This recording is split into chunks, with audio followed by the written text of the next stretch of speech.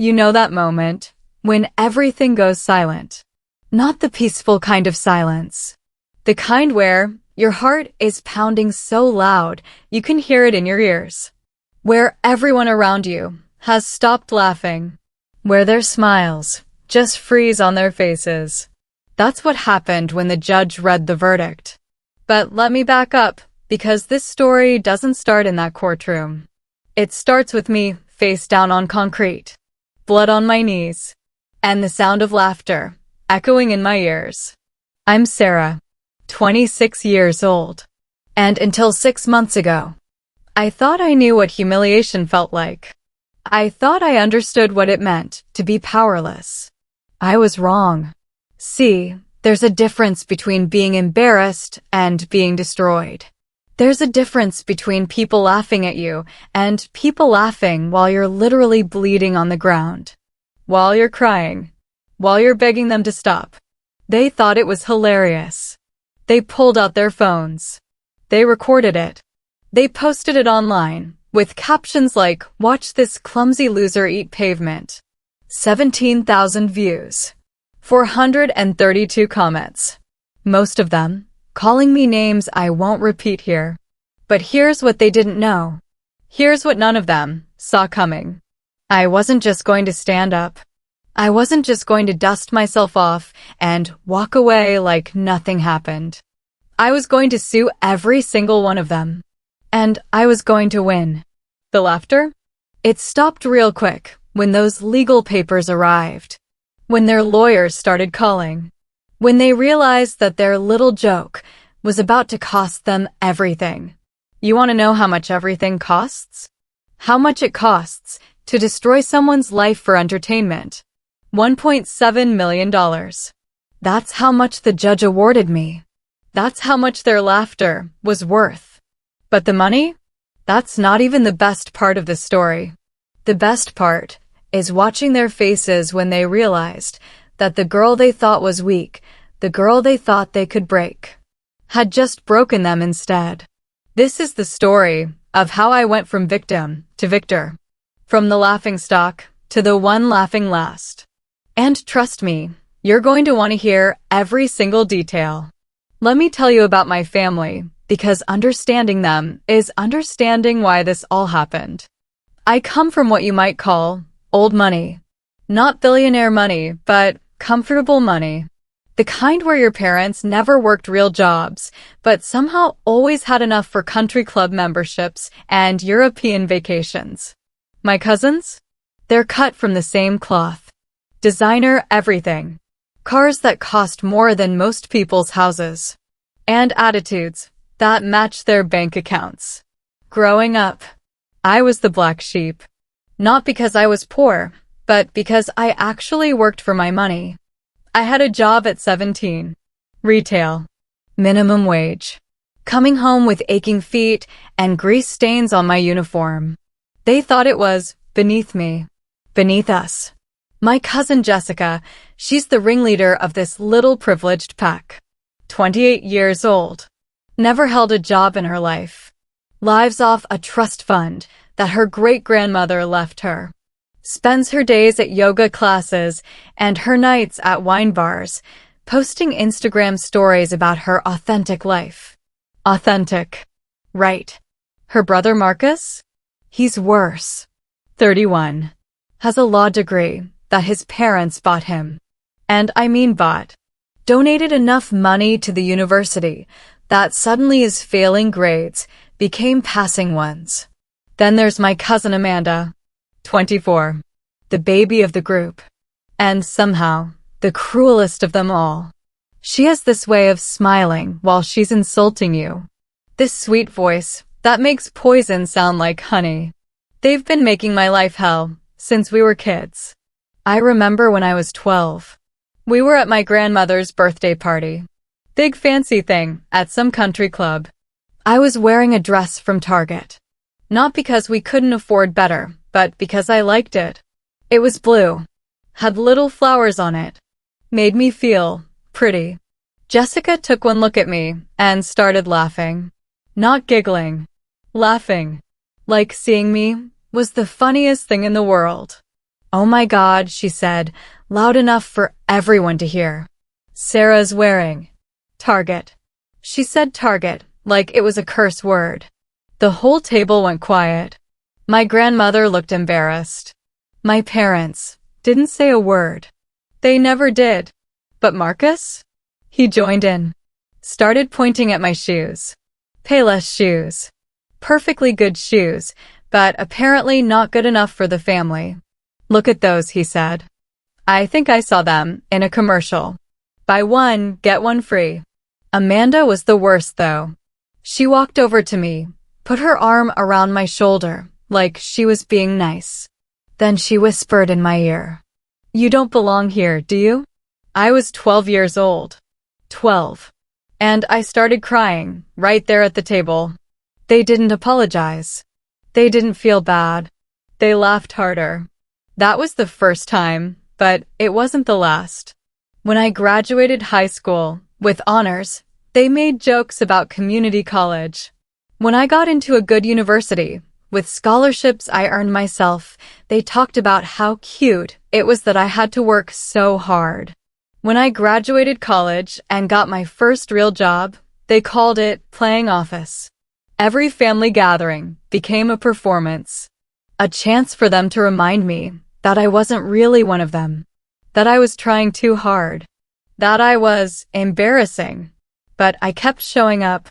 I kept trying to be part of this family, because they were my family, because I thought maybe someday they'd accept me.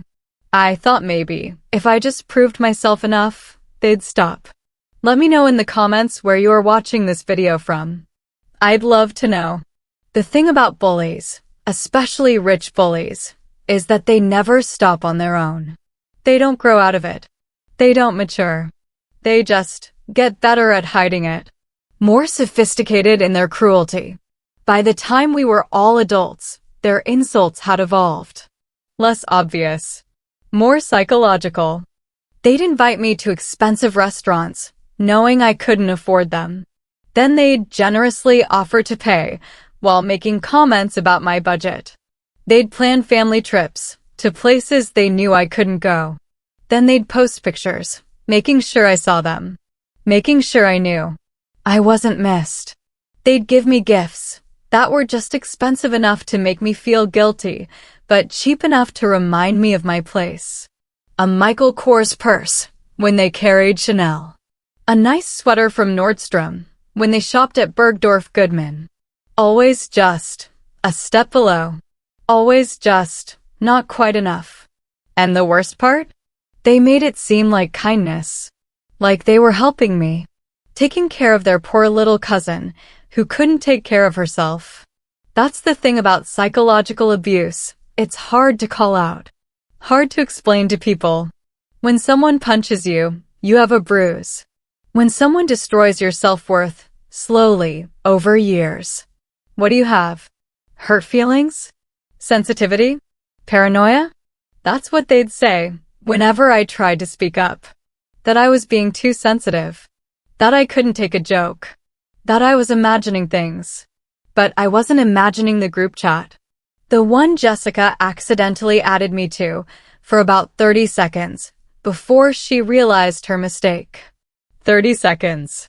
That's all it took to see what they really thought of me. The messages were brutal. Calling me pathetic. Making fun of my apartment. My job. My clothes. My life. But the worst message was from Amanda. Sweet little Amanda. I almost feel sorry for her. Almost. But then I remember, she chose this life. She could have been like us, if she wasn't so stubborn about being independent. It's honestly embarrassing, having her as a cousin.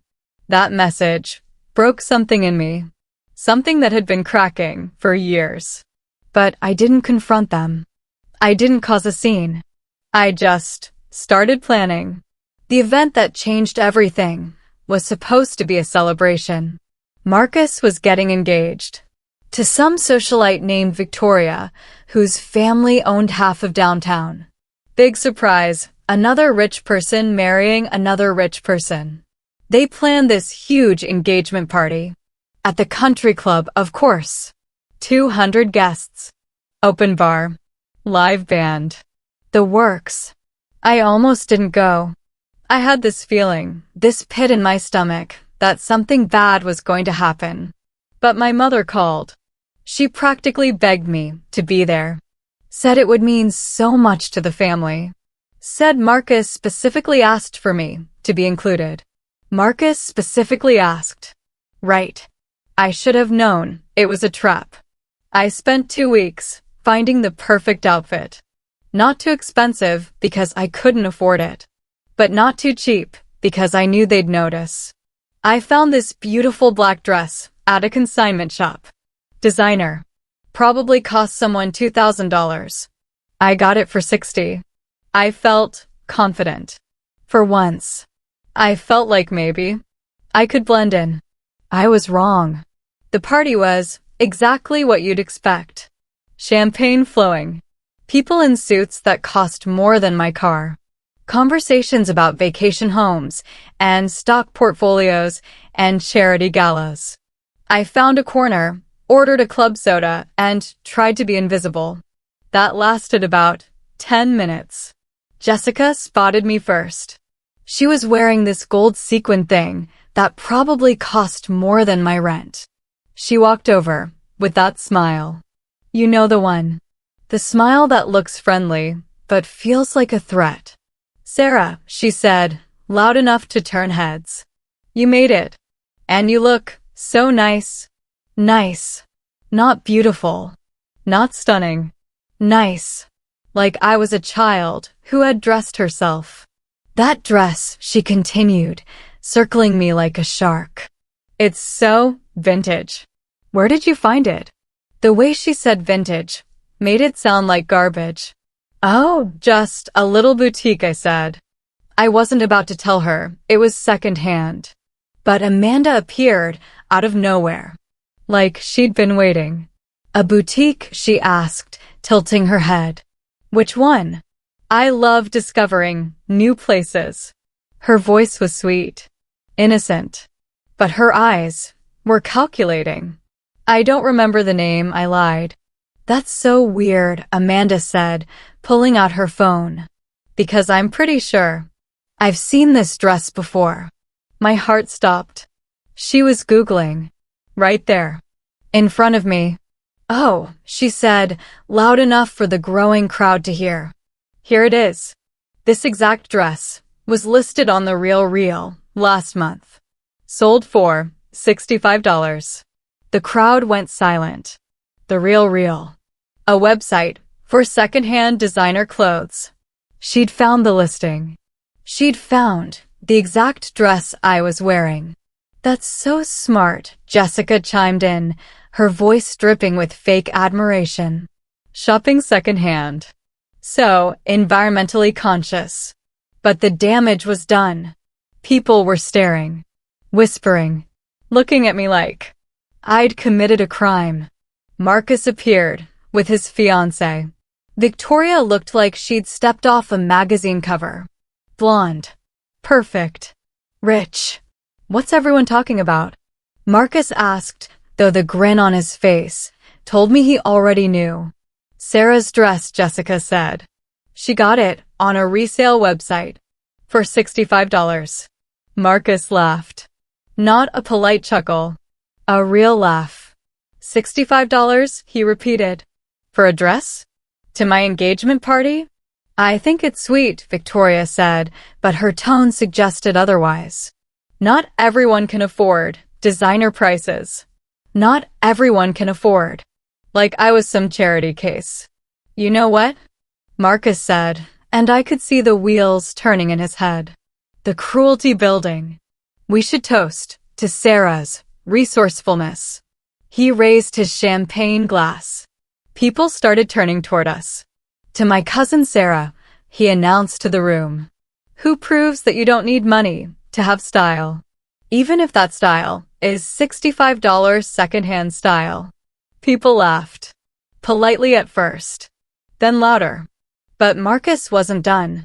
In fact, he continued, let's all raise our glasses to the bargain hunter of the family. More laughter. Louder now. I felt my face burning. My hands shaking. Marcus, I said quietly. Please stop. But he couldn't hear me over the crowd. Or he was pretending not to. You know what? He said, his voice getting louder. I have an idea. Sarah, why don't you tell everyone where you got your shoes to? All eyes dropped to my feet. I was wearing simple black heels from DSW. $49. And your purse? Amanda added, joining the game. Target. $22. And your jewelry? Jessica chimed in. Walmart. $15 total. They were dissecting my outfit, piece by piece, price by price, making me an exhibition. The crowd was eating it up. This was entertainment to them. Poor little Sarah and her discount wardrobe. I need some air, I whispered. But as I turned to leave, my heel caught on something. A loose piece of carpeting. A wet spot. I don't know what. I fell. Hard. Right there in front of everyone. My dress rode up. My purse spilled open. Contents scattered everywhere. And they laughed. God, they laughed. Not just my cousins. Everyone. 200 people laughing at me while I scrambled on the floor, trying to collect my things. My phone, my wallet, my keys, a half-eaten granola bar that I'd brought from home because I couldn't afford the catered food. That granola bar, rolling across the marble floor, somehow made it worse. I could hear people taking pictures. Video. The clicks and flashes while I was on my hands and knees, bleeding. Because I was bleeding. My knee had hit the floor hard, torn open on something sharp. Oh no, Jessica said, but she was still giggling. Sarah, are you okay? She offered me her hand, but I could see her phone in the other one. Recording. I'm fine, I said, even though I wasn't. I grabbed my things. Stood up. Blood was running down my leg. You should probably get that looked at, Marcus said. We don't want you bleeding on the furniture. More laughter. I walked out, limping, bleeding, humiliated. But before I reached the door, I heard Amanda's voice, crystal clear. Some people just don't belong in nice places. That's when I made my decision. Right there, in that parking lot, with blood on my dress and tears on my face. I wasn't going to take this anymore. I wasn't going to be their entertainment, their victim, their joke. I was going to destroy them. Before I tell you what I did next, if you're enjoying the story, please subscribe. Help us reach 1,000 subscribers. Because what happened next changed everything. I didn't go home that night. I went to the hospital. Got my knee stitched up. 7 stitches. The nurse asked what happened. I told her I fell. She looked at me with these kind eyes and asked if I was okay. Really okay. I started crying. Right there in the emergency room. That's when I knew this wasn't just about a fall. This wasn't just about embarrassment. This was about years of systematic abuse. Years of being made to feel less than human. The next morning, I called a lawyer. Not just any lawyer. The best personal injury attorney in the city. Richard Chin. The guy who made headlines for taking down corporations. For winning impossible cases. His consultation fee was $500. Money I didn't have. But I put it on a credit card because I knew this was my only shot. I walked into his office with everything. Photos of my injuries. Screenshots of the social media posts that had already started appearing. Video clips that people had tagged me in. And I had something else. Something I'd been saving for years.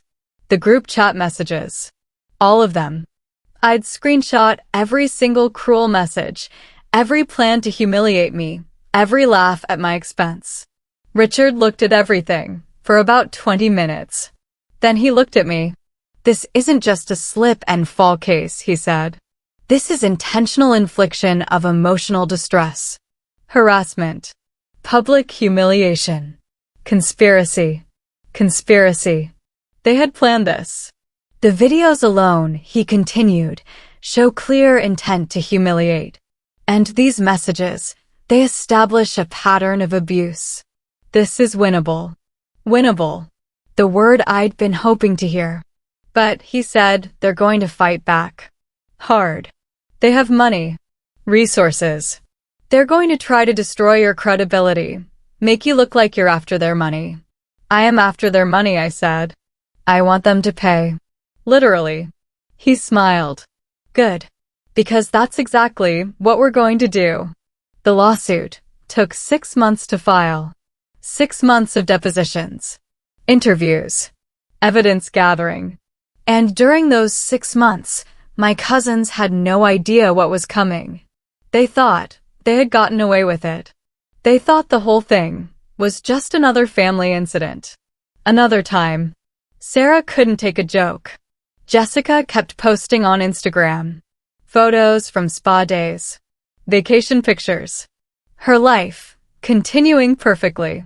Marcus was planning his wedding. Big destination thing in Tuscany. Posted the save the dates on social media. I wasn't invited, of course. Amanda started dating some investment banker. Posted pictures of expensive dinners, designer bags, weekend trips to the Hamptons. Life was good for them. Until the process server showed up. Jessica was served first. At her yoga studio. Right in the middle of hot yoga class. The instructor stopped mid-pose. Everyone stared as Jessica read the legal papers. What is this? She asked the process server. You're being sued for intentional infliction of emotional distress, harassment, and conspiracy. The whole class heard it. And of course, someone filmed it. Posted it online. The caption read, "Rich girl finds out. Actions have consequences." That video got 40,000 views in 2 hours. Marcus was served at his bachelor party. Vegas. High-end steakhouse. Right in front of all his friends and his future in-laws. He tried to play it off. Laughed it off. Said it was probably a misunderstanding. But I could see, in the video his friend posted, that his hands were shaking. Amanda was served at work. She had some fake job. At her father's company. Marketing coordinator, or something equally meaningless. The process server walked right into her office. Right past her secretary, who couldn't stop him. Amanda Morrison, he asked. Yes, she said, probably expecting flowers or lunch delivery. You're being sued. Her face went white. Completely white. But here's the thing about serving legal papers. It's not just about notification. It's about making a statement. And my statement was crystal clear. I wasn't hiding anymore. I wasn't ashamed. I wasn't going to quietly take their abuse. I was fighting back. Publicly. The local news picked up the story. Wealthy family faces lawsuit. After humiliating relative at engagement party. The video footage from the engagement party somehow made it to the news stations. Someone had leaked it. Actually, I had leaked it. Through my lawyer. Because everything they did was on camera. Their cruelty, their conspiracy, their complete lack of remorse. The depositions were beautiful. Absolutely beautiful. Jessica tried to claim it was all a misunderstanding. That they were just joking around. Family teasing. But when Richard showed her the group chat messages, where she called me pathetic and embarrassing, her story fell apart. These don't sound like jokes, Richard said. These sound like calculated cruelty. I don't remember writing those, Jessica stammered. Well, the timestamp says, you wrote this message at 2:47 a.m. After Sarah left the party. After she was humiliated. You wrote, and I quote, "Did you see her face when she fell? I almost died laughing. Best entertainment we've had at a family event in years." Jessica's lawyer told her to stop talking. But the damage was done. It was all on record. Marcus was worse. He actually tried to defend what they did. Said I was being too sensitive. That I should have expected some teasing. Expected teasing? Richard repeated. You organized a public humiliation. You announced her financial situation to 200 people. You encouraged them to laugh at her injuries. It wasn't organized, Marcus insisted. It just happened. That's when Richard played the audio. See, the thing about rich people is they think they're untouchable. They say things they shouldn't say. They leave evidence. Marcus had called Jessica right after I left the engagement party. And Jessica, being the narcissist she is, had recorded it.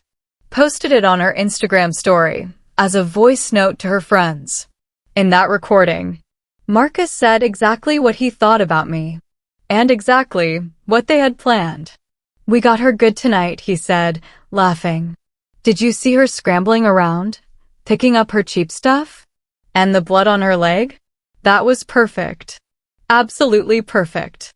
I felt kind of bad, Jessica said on the recording. Don't, Marcus replied. She needed to learn her place. She needed to stop pretending she belongs with us.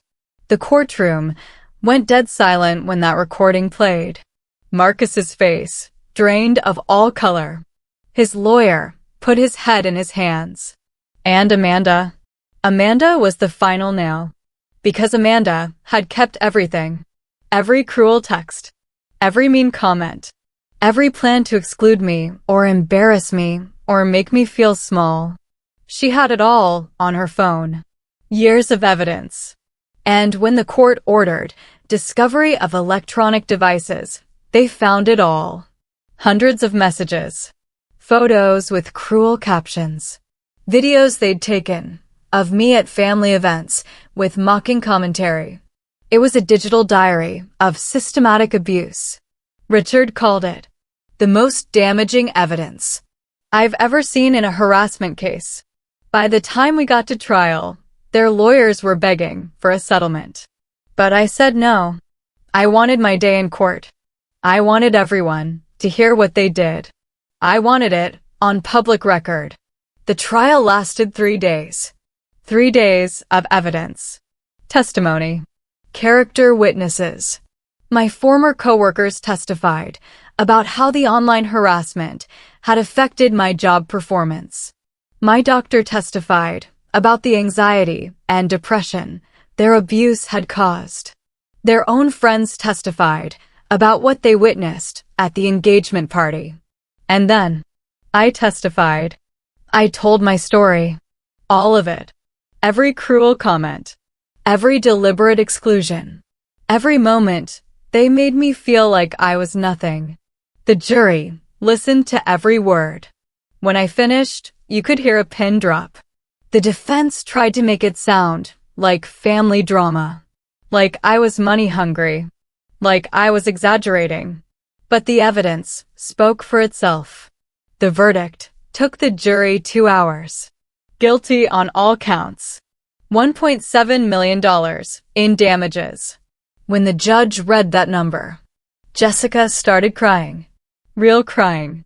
Not the fake tears she used to get out of trouble. Marcus looked like he was going to throw up. And Amanda just stared at me. Like she was seeing me for the first time. Not as poor little Sarah. Not as the family joke. But as someone who had just destroyed their lives. The first letter arrived 3 days after the verdict. Not to me. To them. From my lawyer's office. Demanding payment within 30 days. $1.7 million plus court costs plus attorney fees. Total amount due, $2.1 million. Jessica called me first. At 11 p.m. on a Tuesday night. Crying so hard. I could barely understand her. Sarah, she sobbed into the phone. Please. We need to talk. We need to figure this out. Figure what out? I asked, my voice calm. Cold. The money, she whispered. We don't have that kind of money. Not liquid. Not available. Not available. Interesting choice of words. That sounds like a you problem, I said. Please, she begged. We're family. We can work something out. Payment plan. Something. Family. Now we were family. You know what, Jessica? I said. You're right. We are family. And family doesn't humiliate each other at public events. Family doesn't conspire to destroy each other. Family doesn't record each other's pain for entertainment. I know, she cried. I know we messed up. But this is too much. You're ruining our lives. I'm ruining their lives. The irony was beautiful. You ruined your own lives, I told her. The moment you decided I was your entertainment. I hung up. The next day, the real consequences began. See, when you owe someone $2.1 million and you don't have it, things happen. Legal things. Asset freezing. Bank account seizures. Property liens. Jessica's trust fund wasn't actually a trust fund. It was an investment account in her name, which meant it could be seized. Gone. Overnight. Her BMW, repossessed. Her apartment, she couldn't afford the rent. Her credit cards, maxed out trying to pay lawyers. She moved back in with her parents. At 28 years old, Marcus had it worse. Because Marcus was getting married. In Tuscany. With a deposit of $50,000. Non-refundable. The wedding was canceled. Victoria's family didn't want to be associated with the scandal. The lawsuit had made national news, thanks to those viral videos. Victoria called off the engagement 3 weeks before the wedding. Said she couldn't marry someone who would publicly humiliate family members. The irony wasn't lost on me. Marcus lost his job too. Turns out, law firms don't like hiring attorneys who lose high-profile harassment cases, who have judgments against them, who make the news for all the wrong reasons. He moved back in with his parents too. But Amanda had the worst consequences of all. Because Amanda had been using her father's company credit card for personal expenses. The investigation into her assets uncovered years of financial misconduct.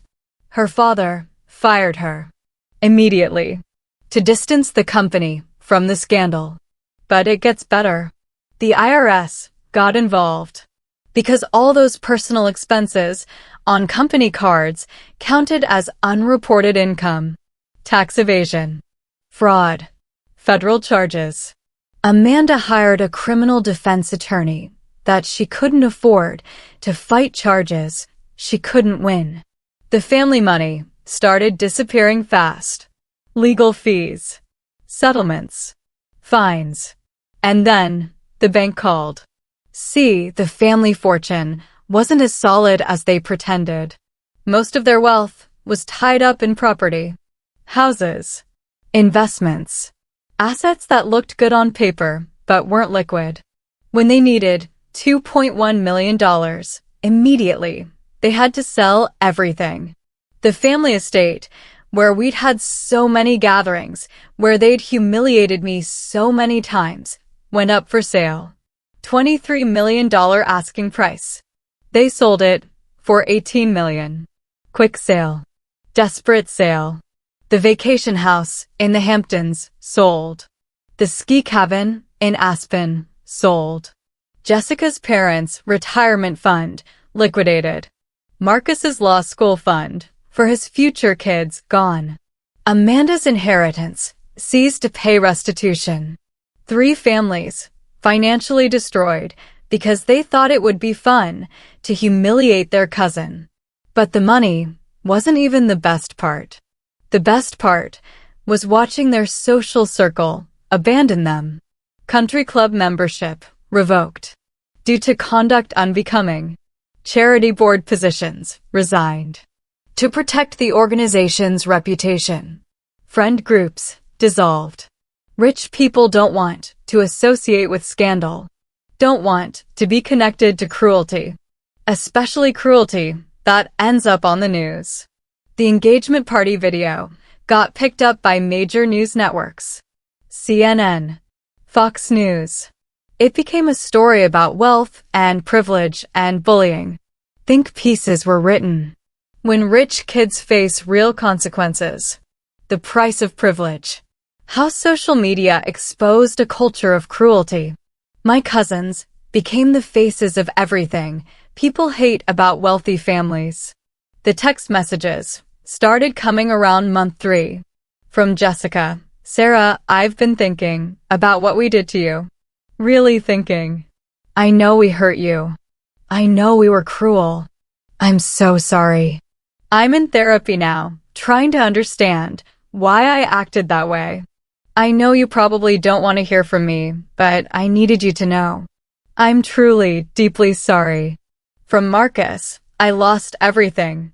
My job, my fiancé, my future. And I deserve it. What we did to you was inexcusable. I was a bully, a coward, a terrible person. I don't expect forgiveness, but I hope someday you can find peace with what happened. From Amanda, I'm going to prison. 6 months. For the tax stuff. I keep thinking, how did it get this bad? How did we become such awful people? You didn't deserve any of what we did. None of it. I hope, when I get out, I can be a better person. Someone who builds people up instead of tearing them down. Prison. Amanda was going to prison. I read every message, every apology, every plea for forgiveness. And I felt nothing. Not anger. Not satisfaction. Not pity. Nothing. Because apologies don't undo decades of cruelty. Sorry doesn't erase the years of therapy I needed to undo their damage. Sorry doesn't give me back my childhood, my confidence, my sense of belonging. Sorry is just a word people say when consequences finally catch up to them. I never responded to any of their messages. The money started coming in installments, payment plans, asset liquidations. Every month another check. Another piece of their former lives converted to cash. I used some of it to pay off my student loans, my credit cards, my medical bills. I bought a house. Nothing fancy. Just mine. No mortgage. No rent. No landlord. Security. I donated $100,000 to anti-bullying organizations. Programs that help kids who are going through what I went through. I set up a scholarship fund for first-generation college students. Kids who work retail jobs and shop at Target and don't have trust funds. Kids like the person I used to be. The rest of the money I invested because I learned something from watching my cousins lose everything. Money, properly managed, is freedom. Money, poorly managed, is just delayed consequences. And consequences always come due. 6 months after the trial, I ran into Jessica at the grocery store. She was working there. Cashier. Minimum wage. Name tag that said, Jessica, happy to help. The same kind of job she'd mocked me for having when I was 17. She saw me in line. Her face went red. Hi, Sarah, she said quietly. Hi, I said back. That was it. The entire conversation. She scanned my groceries with shaking hands. Organic vegetables. Good wine. Expensive cheese. The total came to $87. More than she made in a day. I paid with cash. Left a $5 tip. Not because I felt sorry for her, but because everyone deserves basic decency. Something she never understood. As I walked away, I heard her say something. Quietly. I'm sorry. I kept walking. People ask me if I regret it. If I think the punishment fit the crime. If maybe I went too far. The answer is simple. No. You see, there's this idea that family gets a free pass. That blood relatives can treat you however they want, and you're supposed to just take it, forgive it, move on. That's garbage. Family should be held to higher standards, not lower ones. The people who are supposed to love you, protect you, support you, they don't get to abuse that trust. And when they do, they face the consequences. My cousins thought they were untouchable. They thought their money, their status, their privilege made them immune to accountability. They were wrong. The truth is, I didn't destroy their lives. They destroyed their own lives. I just held up a mirror, showed the world who they really were. The cameras, the videos, the evidence, that was all them. Their choices, their cruelty, their arrogance. I just made sure it had consequences. Am I happier now? That's complicated. I'm not the same person who walked into that engagement party. That scared, insecure, desperate to belong girl, she's gone. I'm stronger now, confident. I know my worth, and I don't need anyone else to validate it. I have real friends now, people who like me for who I am, not because of what I can do for them or how I make them look. I have a career I love, financial security, peace of mind. But I also have a different relationship with my family, with trust, with forgiveness. Some bridges, once burned, can't be rebuilt. And maybe that's okay. Maybe some people don't deserve a place in your life. Maybe some relationships aren't worth saving. Maybe the price of peace is letting go of people who bring you nothing but pain. I haven't spoken to my cousins in over a year. I probably never will again. And I'm okay with that. The girl who fell at that engagement party, she's gone. The girl who stood up, sued them all, and won, she's still here. And she's not going anywhere. If you liked this story, and you want to hear more stories about people who stood up for themselves, who fought back against bullies, who turned their pain into power, check out this other one on the screen. It's about a woman who discovered her husband was cheating with her best friend. What she did next will blow your mind. See you there.